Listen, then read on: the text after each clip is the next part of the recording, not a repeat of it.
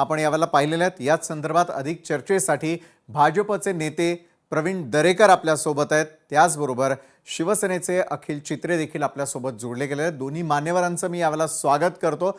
सुरुवात अर्थातच आज महा एक्झिट पोलमध्ये सर्वाधिक जागा भाजप राखणार असा अंदाज यावेळेला वर्तवला जाऊ लागलेला। त्या संदर्भात प्रवीण दरेकर जी 29 महापालिकांचे महा एक्झिट पोल पार पडलेले आहेत। महा एक्झिट पोलनुसार अनेक ठिकाणी भाजपच सर्वाधिक जागा जिंकून त्या ठिकाणी सर्वात मोठा पक्ष बनेल असा एक्झिट पोलचा अंदाज आहे। सुरुवातीला मला आपली प्रतिक्रिया हवी आहे। निश्चितच अशा प्रकारचा जो एक्झिट पोलचा अंदाज आहे त्या संदर्भात निश्चितच आम्हाला आनंद वाटतो, स्वाभाविक आहे, आम्ही समाधान व्यक्त करतो। कारण अशाच प्रकारचा निकाल लागेल आणि 150च्या आसपास जागा आमच्या महायुतीच्या शिंदेसाहेब आणि देवेंद्रजींच्या नेतृत्वाखाली येतील अशा प्रकारचं माझ्यासारख्या कार्यकर्त्याचं आकलन आहे, अभ्यास आहे। त्याच्यामुळे स्वाभाविकपणे या ठिकाणी आम्हाला आनंदच होणार। परंतु उद्या अशा प्रकारची जबाबदारी मोठ्या विश्वासाने या ठिकाणी मुंबईकरांनी दिली, त्याची आमच्यावर त्याचं बर्डन आहे, जबाबदारी। कारण मुंबईकरांच्या अपेक्षा वाढल्या। 35 वर्ष ज्यांच्या हातामध्ये सत्ता होती त्याने ड्रॅस्टिकली मुंबईचा चेहरा बदलला, परंतु त्या ठिकाणी दैनंदिन गोष्टी चालूच होत्या। परंतु देवेंद्र फडणवीस साहेब आणि एकनाथ शिंदे साहेब मुंबई त्या ठिकाणी बदलताना दिसते। मनोरेल असेल, अटल सेतू असेल, कोस्टल रोड असेल, खूप गोष्टी सांगता येतात। बोरिवली टनेल असेल, तर एका वेगळ्या पद्धतीनं मुंबईचा चेहरा बदलतोय आणि त्याच्यामुळे मला वाटतं मुंबईकरांना दिसतंय आणि त्या अशा आकांक्षा आता महापालिका ताब्यात आल्यानंतर पूर्ण करण्याची जबाबदारी एक आंतरराष्ट्रीय शहर, या देशाची आर्थिक राजधानी म्हणून त्या ठिकाणी स्वाभाविकपणे आमच्यावर असणार आहे। पण निश्चितच या सगळ्याचा आम्हाला आनंद।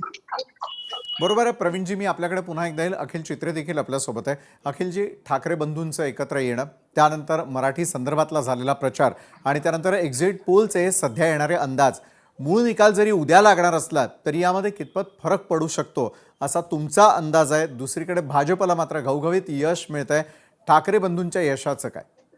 अखिलजी, सर्वप्रथम मी आपल्या सगळ्या प्रेक्षकांना नमस्कार आणि आपल्याला एक गोष्ट सांगतो, आपल्या विनंतीला मान ठेवून मी फक्त 5 मिनिटांसाठी या चर्चेत सामील झालेलो आहे। बोला। हे एक्झिट पोल जे काय आलेलं आहे त्या एक्झिट पोल बद्दल कोणतीही चर्चा करण्याची माझी मनशा नाही, माझी इच्छा नाही। त्याचं कारण असं आहे की एक्झिट पोल जर आपण जगात पाहिलं तर मग ते ब्रेक्सिट असतो, अमेरिकेमध्ये झालेल्या इलेक्शन असो, प्रेसिडेन्शियल इलेक्शन असो, किंवा या देशात झालेल्या इतर दुसऱ्या निवडणुका, आत्ताही झालेल्या जर आपण बिहारच्या निवडणुका पाहिल्या तर एक्झिट पोल मध्ये जे आलं त्याच्या अगदी उलट निकाल लागलेला आहे। म्हणून त्याच्यावरती फक्त जर तरवरती चर्चा करण्यात ज्या लोकांना स्वारस्य आहे ते त्याच्यावरती चर्चा करू शकतात। जे लोक आज आमच्यासारखे सकाळपासून ग्राउंड वरती, फील्ड वरती काम करत आहे, 10 दिवस महानगरपालिकेच्या निवडणुकीत वेगवेगळ्या समस्यांना तोंड देत आहे। आज पण आपण जर पाहिलं तर दिवसभर मी फील्डवर आहे, तुम्हाला माझ्या एक्सपोजच्या माध्यमातून वेगवेगळ्या गोष्टींचा पर्दाफाश दिवसभरात केलेला आहे।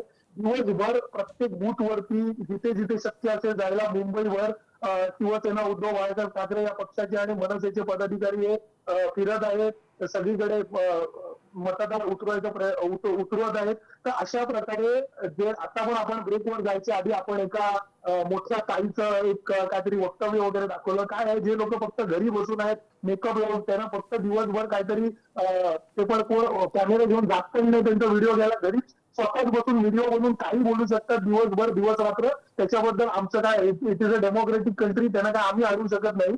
तर राहिला प्रश्न आहे एक्झिट पोलचा, हे तुम्हाला एक वाक्यात उत्तर देतो की एक्झिट पोलवर कोणत्याही प्रकारचं चर्चा, कारण वर बोलून आता निवडणूक झालेली आहे, मतदान झालेलं आहे, मुंबईकर जनतेने त्याचा कौल दिलेला आहे, मतपेटीत ते बंद झालेलं आहे। आता त्याच्यावरती कळगी नजर ठेवणं, रात्र वैरायची आहे, तिकडे रात्रभर स्ट्रॉंग रूमवर काय होत आहे हे सगळं करण्यासाठी आमच्यासारखे कार्यकर्ते सज्ज आहे। आम्हाला तिकडे वेळ द्यायचंय आणि अन्यथा इकडे चर्चेत गुंतून राहून आम्हाला त्याला आम्ही गाफील राहणार नाही। म्हणून मी आपली रजा घेतो। एक्झिट पोल बद्दल जे काय माझं मत होतं ते मी तुम्हाला दिलेलं आहे आणि मला वाटतं ते पुरेच आहे। बरोबर आहे अखिलजी. सोडण्यापूर्वी फक्त एक मला विनंती आपल्याला करावीशी वाटते. तुम्ही जसं म्हणालात की ग्राउंड रियालिटी वेगळी आहे, दिवसभर कार्यकर्ता म्हणून प्रत्येक ठिकाणी तुम्ही होतात, मग ग्राउंड रियालिटी तुमचा अभ्यास नेमकं काय सांगताना दिसतोय? कशा प्रकारे मतदारांचा आज प्रतिसाद होता? काय चर्चा तुम्हाला ग्राउंडवरती त्या ठिकाणी ऐकायला आणि पाहायला मिळाल्या? हे बघा, ग्राउंड लेवलवरती जर आपण पाहिलं तर मराठी मतदारांचं कन्सल्टेशन झालेलं आहे. मराठी मतदार हे एका ध्येयाने एका निश्चयाने मतदान करायला उतरलेले आपल्याला दिवसभरात पाहायला दिसत आहे. आपण जर का आता वेगळ्या काही चॅनलवर देखील येतो, तिथे एक पोल आला की एका पोलमध्ये सांगतायत जसं तुमच्या एक्झिट पोलमध्ये सांगताय त्याप्रमाणे, आणि नंतर दुसरे काही वेगळे दोन प्रश्न आहेत की त्या दोन ठाकरे बंधू एकत्र आल्यामुळे फरक पडणार का, तर तिकडे दाखवतं 63%. बर, आता हे असे कॅनव्हासवर काय बोलणार? आता उगीच काय ते कोंबड्या भिजवण्यासारखे आता दरेकर साहेब तिथे आहेत, मी काहीतरी बोलणार, ते काहीतरी बोलणार. आता झालेलं आहे, जे व्हायचं ते मतदान झालेलं आहे. मतपेटीत सगळ्यांचे मतं गेलेली आहेत. निंबाळकर जनतेने जे काही कौल दिला किंवा इतर महानगरपालिकेत जे काही कौल दिलेलं आहे, आता ते ऑलरेडी त्याच्यात आहे. काही तासांचा विलंब आहे. दूध का दूध, पाणी का पाणी, हे होत आहे. म्हणून बरं, मला काही असं तास वाटतं आपण निश्चित वाट पाहूयात. आणि तुम्ही जसं म्हणताय की करडी नजर ठेवण्यासाठी तुम्ही देखील सज्ज आहात, त्यासाठी ऑल द बेस्ट तुम्हाला देखील. त्याचनंतर आता मी प्रवीण दरेकरजी आपल्याकडे येतो. प्रवीणजी, 29 महापालिकांचा जर अंदाज पाहिला, यावेळेला वेगवेगळ्या प्रकारची स्थानिक राजकारणाप्रमाणेच राजकीय गणित देखील बदलताना पाहायला मिळालेली होती. जंग पछाडून ज्यावेळेला अनेक प्रकारच्या सभा झाल्या, अनेक प्रकारच्या मुलाखती झाल्या, अनेक प्रकारे मतदारांना इम्प्रेस करण्याचा प्रयत्न सगळ्याच राजकीय पक्षांनी केला. तुमचा स्वतःचा पर्सनल अनुभव काय होता? ग्राउंड रियालिटी चेक करत तुम्ही जात असाल, मतदारांचा कौल नेमका कुणाला मिळणार यासाठी अगदी काही तास जरी थांबावंसं वाटत असेल तरी देखील महापालिकांचं चित्र एकंदरीत काय असेल महाराष्ट्रातल्या? त्या अगोदर मी पहिलं सांगतो की चॅनलवर बोलत असताना मी चर्चेपासून पळ काढतो, हा पळपुटेपणा आहे. हं, आपलं मत त्या ठिकाणी प्रखरपणे मांडण्याची भूमिका कोणाची असली पाहिजे. हो, मत काही असेल, विरोधात असेल, टीका असेल, बरोबर. त्याच्यामुळे मला याच्यावरच बोलायचं नाही. तर बोलून पळ कशाला काढायचं? आल्यावरच मला चर्चेत भागच घ्यायचं नाही हे सांगितलं असतं, हं, तर तुम्ही दुसऱ्याला कोणाला तरी बोलवलं असतं. त्याच्यामुळे मला वाटतं ज्यांना विचाराची देवाणघेवाण करता येत नाही, हं, संवाद साधता येत नाही, असेच चर्चेपासून पळ काढतात. तर बर, घरी बसून कोण आहे?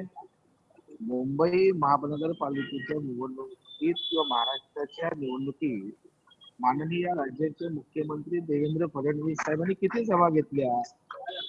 प्रत्येक महापालिकेत गेले, दिवसाला 4-4 सभा केल्या. घरात कोण बसलं होतं? त्यांना कोणाविषयी सांगायचं आहे की घरात बसून राजकारण करणारे आणि फील्डवर काम करणारे या राज्याचे मुख्यमंत्री देवेंद्र फडणवीस साहेब 24 तास काम करत, हं, सभा घेत होते, नियोजन करत होते, बैठका घेत होते. त्याला कष्ट बोलतात. तो तोंडाने फक्त पोपटपंची केली की आपण काहीतरी मोठे वक्ते आहोत असं त्यांनी वक्तावत नाही ना. हं, आता ग्राउंडवर आमच्या भारतीय जनता पार्टीचा प्रत्येक कार्यकर्ता काम करत होता, बूथवर करत होता, दिवस रात्र कष्ट करत होता, घाम गाळत होता. त्यामुळे घामाचं यश आहे. परंतु त्या ठिकाणी चर्चा ज्यांची तयारी नसेल, आता या महापालिकांच्या निवडणुकीत हं, 100% आम्हाला यश मिळणार आहे.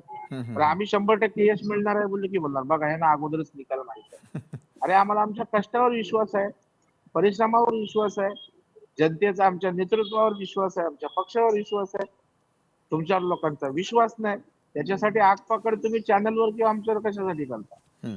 त्याच्यामुळे मला वाटतं लोकशाही सारख्या एका चांगल्या चॅनल मधनं मला चर्चा करायची नाही हे बोलणं मला वाटतं राजकारणातल्या कार्यकर्त्याला, नेत्याला त्या ठिकाणी शोभा देणार नाही. निश्चितच आहे, सूचनावजा इशारा तुम्ही दिलेला आहे. दुसरीकडे घवघवीत यश आत्ताच्या एक्झिट पोल्समध्ये भाजपला मिळत असल्याचं स्पष्टपणे दिसून येते. उद्याच्या निकालांपर्यंत आपण सगळेजण मिळून थोडीशी वाट पाहूयात. मात्र वेळात वेळ काढून तुम्ही स्वतः प्रवीण दरेकरजी आमच्यासोबत जोडला गेलात आणि चर्चेत सामील झालात त्यासाठी धन्यवाद. लोकशाही मराठी ऐका, पहा, जागरूक रहा.